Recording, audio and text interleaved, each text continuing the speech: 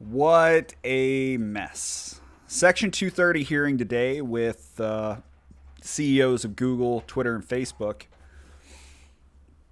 But what did this say? What did this Section 230 hearing accomplish? Well, nothing. I don't think we're going to get Section 230 reform, even though it's desperately needed. Ted Cruz did a pretty good job, but I got to be real. What this hearing came down to was just these CEOs being dragged, and you guys are going to have to forgive the bouncing. My dog's dragging her bone across the bone to chew on across my wood floors. There is nothing that's going to come of this hearing. Most of what happened, I'll turn my light on for you guys.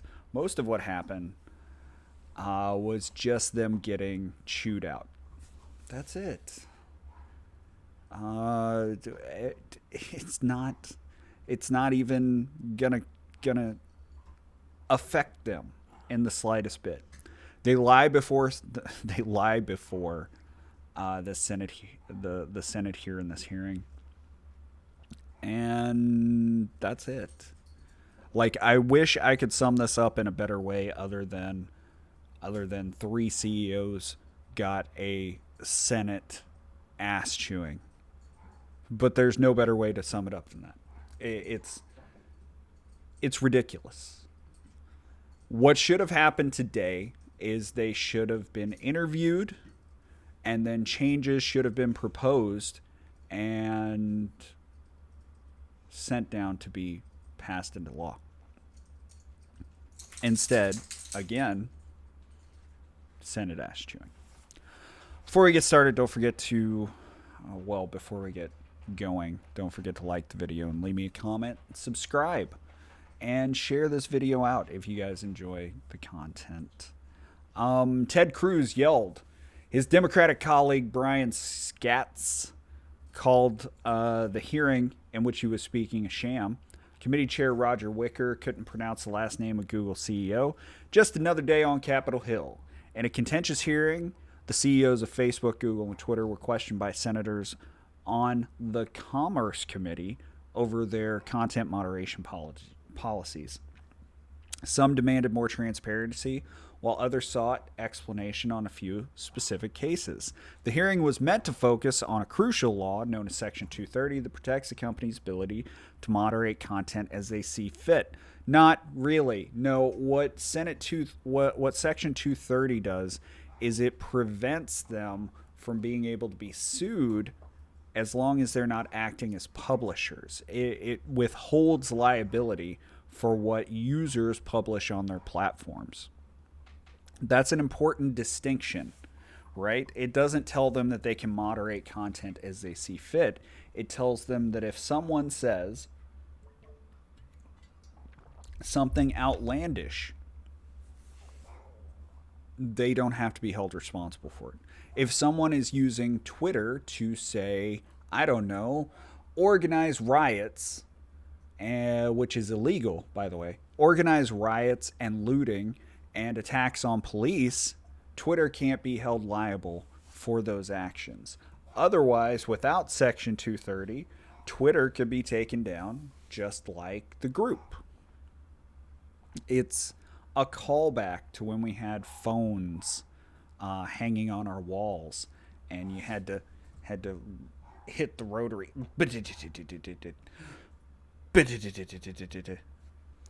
to protect these phone companies from whatever was going on. Same thing for pager companies and cell phone companies, to keep them from being liable if, say, their user was selling drugs or prostitutes, or I'm sure it goes all the way back to using the phones to sell alcohol during Prohibition. Schatz and other Democratic senators slammed the timing of the hearing, which comes less than a week before the election. This is bullying, and it's for electoral purposes. Do not let the U.S. Senate bully you into carrying water for those who want to spread misinformation. Are you saying that the New York Post is trying to spread misinformation, because that's really what set this off. Cruz angrily went after Twitter CEO Jack Dorsey, pressuring him on the platform's decision to restrict content posted by the New York Post. He concluded by shouting at Dorsey, "Mr. Dorsey, who the hell elected you and put you in charge of what the media are allowed to report and what the American people are allowed to hear? And why do you persist in behaving as a Democratic super PAC, silencing views to the contrary of your political beliefs?" And say what you want, but that's what's happening. It's well known that conservatives are censored. It is known. It's just a thing. Cruz also asked Dorsey if Twitter has the ability to influence elections, which Dorsey answered no. It's part of a spectrum of channels people have. Hey, listen, you guys, everybody here has social media in some form. Everybody watching this, everybody that will watch this, has some form of social media. And one of the main two is Twitter and Facebook. Almost everybody has one or the other, if not both. If these companies didn't believe that their platforms could, in fact, influence elections, they wouldn't be putting out information. They wouldn't be labeling things as information. They wouldn't be trying to fact check everything. They know the power of their platforms.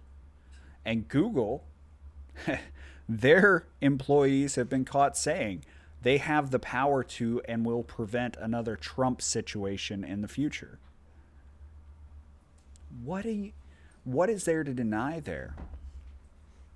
Republicans also repeatedly pointed to Twitter's inaction on tweets from Iranian Ayatollah Ali Khamenei as a way to illustrate their view. Sorry if I mispronounced that. In their view, the uneven application of the company's moderation policies. It seems strange to me that you flagged tweets from the president, but you haven't hidden the Ayatollah's call to wipe Israel off the map. Dorsey defends the inaction, characterizing the Ayatollah's tweets as saber-rattling that does not violate Twitter's policies. Except here's the thing. If you call for direct violence, you have a direct call to action for violence against someone or another country, you are in violation of Twitter's policies. You can characterize it, and Twitter can use human moderation to say, or make an individual decision that says this isn't directly against our policy, but then you're just splitting hairs. Then you're making a deliberate choice. Wicker opened Wednesday's hearing by slamming the tech companies for an apparent double standard that disadvantages conservative content on social media. Wicker said that Section 230, which shields tech companies from litigation over their content moderation decisions, no, it does not. Again, it shields tech companies from litigation over the content published on their platform. If they become publishers by moderating content in a way that allows them to be viewed as essentially editors, they are now beyond Section 230. The time has come for that free pass to end, which I agree with. Senator Maria Cantwell, the top Democrat on the committee, said she hoped Wednesday's hearing would not cause a chilling effect on tech companies' efforts to reduce misinformation, particularly around the election and COVID-19. Google CEO Sundar Pichai said the company approaches its work without political bias. To do otherwise would be contrary to both our business and mission, which compels us to make information accessible to every type of person. Okay, then why do you have people working for you that want to prevent another Trump situation? The companies have invoked the federal law, Section 230 of the Communications Decency Act, in one court case after another to dismiss potentially costly lawsuits. Under Section 230, interactive computer services are considered legally separated from the users who generate their content. They can't be said to publish or speak the words of their user. That's what I'm saying. That's what I've been explaining this whole time. Let's pause there, and we'll wrap this up here. This hearing, as I said at the beginning, was just the Senate dragging in these CEOs for an ass chewing. Section 230 needs reformed.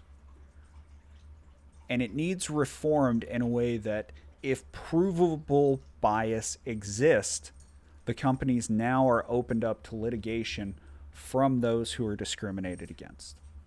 Full stop. You can't deplatform people.